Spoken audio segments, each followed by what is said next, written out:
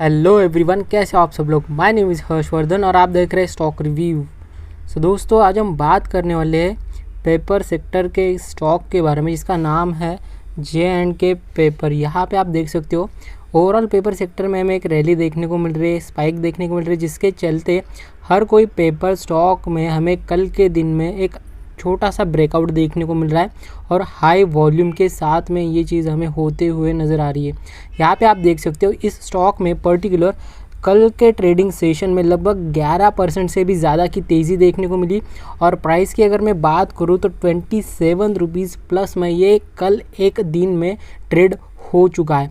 यहाँ पर एक बात हम नोटिस करें तो यहाँ पे वॉल्यूम में भी हमें स्पाइक देखने को मिल रही है, एक माइनर लेवल का यहाँ पे हमें एक ब्रेकआउट भी देखने को मिल रहा है, लेकिन यहाँ पे जो है वो कुछ मेजर लेवल से जिसके इस रैली के चलते हमें ब्रेकआउट देखने को मिल सकता है और ये स्टॉक लगभग हमें 300 रुपये के लेवल, लगभग 290 से 300 रुपये के लेवल यहाँ पे स्टॉक जो है आने वाले ट्रेडिंग सेशन में दिखा सकता है। तो यहाँ से सबसे पहले अगर मैं मार्क करूँ, सबसे पहला जो मुझे ब्रेकआउट नज़र आता है तो इस लेवल का, क्योंकि यहाँ से स्टॉक बहुत अच्छे तरीके से गिरा था। ओवरऑल अगर मैं रेंज कैलकुलेशन भी इसका निकालूँ तो यहाँ पे हमें कुछ इस तरह से ये देखने को मिल जाता है। एग्जैक्टली यहाँ से जो स्टॉक लो लगा चुका है, लगभग 100 रुपये के अराउंड 93 रुपीज़ का एक स्टॉक ने लो लगाया था एग्जैक्टली इस रेंज कैलकुलेशन के बाद में। अगर मैं इसे कैलकुलेट भी करूँ लॉन्ग टर्म के टारगेट के साथ में तो 360 रुपये का हमारा फर्स्ट टारगेट निकल के आता है। अगर आप इसमें लॉन्ग टर्म के लिए थोड़ा सा मतलब कि 4 से 5 महीने के लिए अगर आप इसमें इन्वेस्ट करते हो तो, क्योंकि इस लेवल का ब्रेकआउट भी देखने को मिलेगा हमें और इसका जो लो लगाया था इसी के कैलकुलेशन के इसका अगला टारगेट निकलता है। यहाँ पे अगर मैं बात करूँ कि इस गिरावट में सबसे एक चीज़ मुझे पसंद आ रही थी, जो कि यहाँ पे वॉल्यूम जो है वो बढ़ते हुए नहीं नज़र आ रहे थे।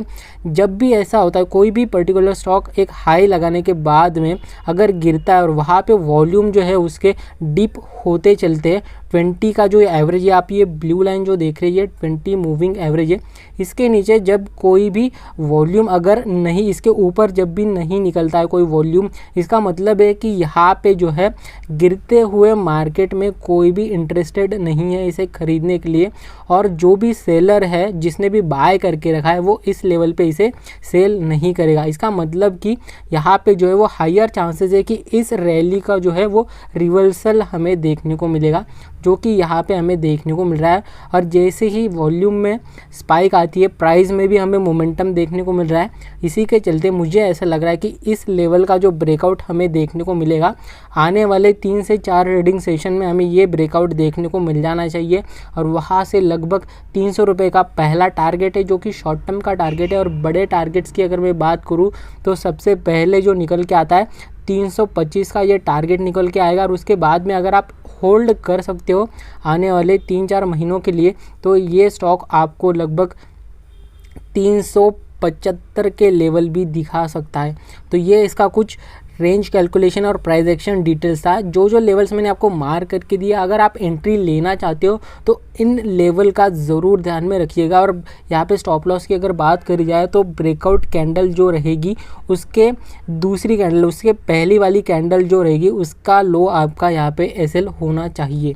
तो ये इसका कुछ टेक्निकल एनालिसिस था। अगर आप इसमें इन्वेस्ट करना चाहते हो, अगर आप इसमें 4 से 5 सालों के लिए इन्वेस्ट करना चाहते हो तो आपको इसके फंडामेंटल्स भी चेक करना चाहिए, जो कि मैं आपको यहाँ पे दिखा देता हूँ। सबसे पहले अगर मैं बात करूँ मार्केट कैप की तो यहाँ पे हमें स्टॉक देखने को मिल जाता है लगभग 4,500 करोड़ से भी ज़्यादा का ओवरऑल इसका मार्केट कैप हमें देखने को मिल जाता है। हाई और लो की अगर मैं बात करूँ तो लास्ट 1 ईयर पहले 124 रुपीज़ का इसने लो लगाया था और हाई की अगर मैं बात करूँ तो 285 रुपीज़ का अभी के ब्रेकआउट के चलते और उससे पहले का जो रेजिस्टेंस है उसके चलते यहाँ पे स्टॉक ने जो है हाई लगा चुका है। इसका मतलब ये है कि यहाँ पे लगभग लास्ट 1 ईयर में ये स्टॉक हमें डबल होते हुए नज़र आया है।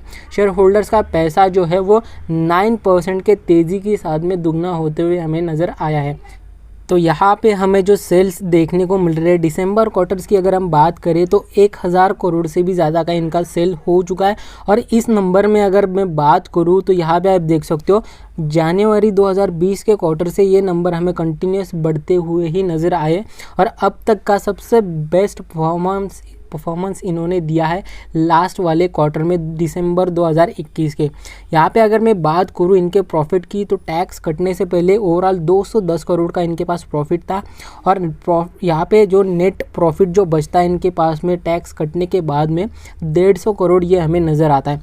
इस नंबर की अगर मैं बात करूँ तो ये भी नंबर हमें 2020 के क्वार्टर से कंटिन्यूस बढ़ते हुए नज़र आ रहा है। इसके पहले की अगर मैं बात करूँ 2019 के क्वार्टर से तो यहाँ पे ये नंबर हमें काफ़ी अच्छे नज़र आए थे। बीच बीच में कोविड की वजह से स्टॉक में बड़ी गिरावट भी हमें देखने को मिल रही थी।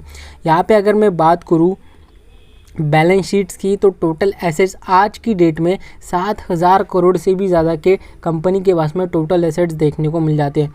यहाँ पे अगर मैं बात करूँ कैश फ्लो की तो 22 करोड़ का कैश फ्लो इनके पास में माइनस में शो होते हुए हमें नज़र आ रहा है। यही एक चीज़ जो है मुझे थोड़ी सी नेगेटिव लग रही है। शेयर होल्डिंग पैटर्न अगर हम समझे तो प्रमोटर के पास में यहाँ पे आप देख सकते हो प्रमोटर के पास में करंट क्वार्टर में जो है वो 49% से भी ज़्यादा का स्टेक देखने को मिल जाता है। यहाँ पे 2020 की मैं बात करूँ तो 51% का स्टेक था। धीरे धीरे इन्होंने थोड़ा सा स्टेक अपना बेचा है 2021 के क्वार्टर में। यहाँ पे एफआईस और डीआईएस की अगर बात करी जाए तो 2019 के क्वार्टर में 6% का स्टेक था एफआईस का। उसके बाद में ये स्टेक जो है वो कम होते होते लगभग आधी क्वांटिटी में इन्होंने अपना स्टेक कम किया और करंट क्वार्टर में 3% का स्टेक यहाँ पे होल्ड करते हुए एफआईस नज़र आती है। डीआईएस की अगर मैं बात करूँ तो 2019 में 1.5% सा स्टेक था और आज की डेट में ये स्टेक जो है वो 2% से भी ज़्यादा का देखने को मिल रहा है। एफआईस और डीआईएस होल्डिंग जो है वो मुझे थोड़ी सी कम लग रही है क्योंकि 2% 3% ये डीआईएस की होल्डिंग इस स्टॉक में बहुत कम है। यहाँ पे पब्लिक होल्डिंग से अगर बात करी जाए तो 44% का यहाँ पे पब्लिक इन्वेस्टमेंट देखने को मिल जाता है। फंडामेंटल्स की अगर हम बात करें तो शेयर होल्डिंग पैटर्न थोड़ा बहुत अच्छा है, ज़्यादा भी मैं इसे अच्छा नहीं कहूँगा। यहाँ पे अगर बात करी जाए कैश फ्लो की, यहाँ पे कैश फ्लो जो है 22 करोड़ का माइनस में चल रहा है। ओवरऑल अगर मैं प्रॉफिट की बात करूँ तो कंपनी जो है वो 2020 के पहले जो प्रॉफिट था वो बहुत बढ़िया था। 2020 के क्वार्टर के बाद में लगभग इनको इस क्वार्टर को रिकवर करने में 2 साल लग गए और 2022 के एंड तक यहाँ पे जो है 150 करोड़ का प्रॉफिट हमें देखने को मिल रहा है। तो इसका मतलब ये है कि कंपनी जो है वो धीरे धीरे प्रॉफिटेबल बन रही है। यहाँ पे जो टैक्स है वो भी कम होते हुए नज़र आ रहा है हमें कंपनी के चलते। यहाँ पे सेल्स में हमें ग्रोथ देखने को मिल रही है और यहाँ पे प्रॉफिट भी बढ़ते हुए नज़र आ रहा है। तो जिस तरीक़ा से अभी स्टॉक में हमें ब्रेकआउट सिनारियो देखने को मिल रहा है तो इसके चलते अगर आप इसमें इन्वेस्ट करते हो तो आपको अच्छे तरीके से रिटर्न स्टॉक में आने वाले दिनों में देखने को मिल सकते हैं। तो जो लेवल्स मैंने आपको मार्क करके दिए उन लेवल को ज़रूर ध्यान में रखिएगा ट्रेड करने से पहले। तो गाइज़ इतना ही था इस वीडियो में। अगर ये वीडियो आपको पसंद आए तो चैनल को लाइक शेयर सब्सक्राइब ज़रूर करिएगा। मिलते हैं नेक्स्ट वीडियो में, तब तक के लिए जय हिंद।